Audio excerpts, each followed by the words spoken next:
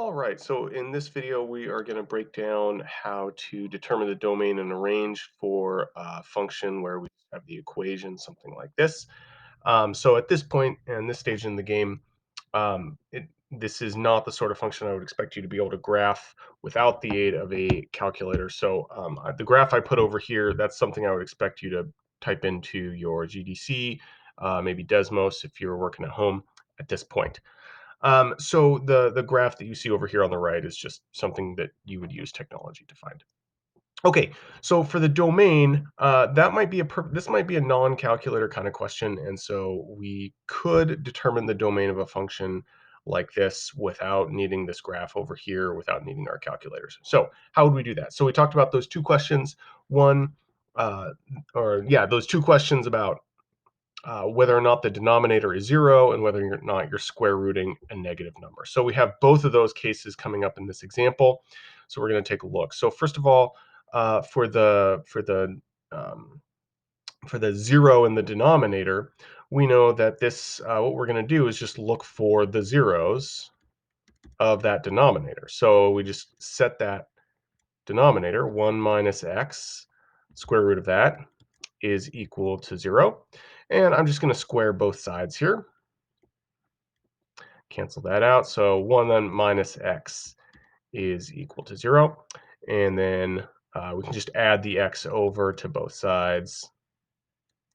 And we get x is equal to 1. So that would be a value that would cause the denominator to be 0. So that's not going to be our domain. So none of these equations can be true.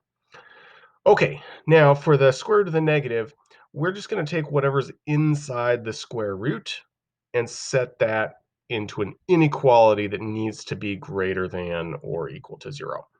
So 1, in this case, 1 minus x needs to be greater than or equal to 0. So I'm just going to solve this to get my values for the domain. So I'm going to subtract 1, so negative x is less than or equal to negative 1. Multiply both sides by negative 1 in this case. Remember to flip the inequality, and we get x is less than positive 1. All right, now we kind of have to put these two together. So this is our domain based on the radical. X needs to be less than or equal to 1, but it can't be 1 exactly based on that making the denominator 0. So our domain would be simply x is just less than positive 1.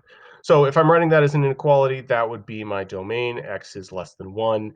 In interval notation, I would write that like this. X is from negative infinity to positive 1, just like that.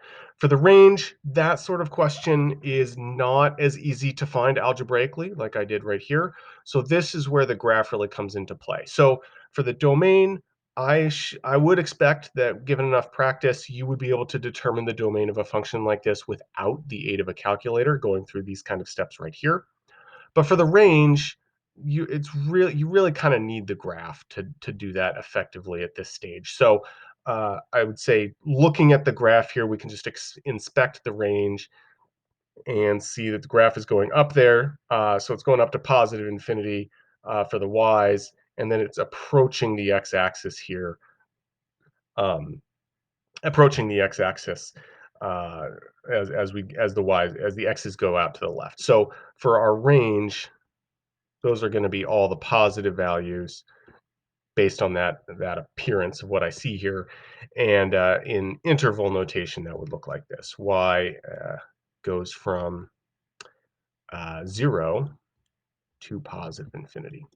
So that would be my range for this equation.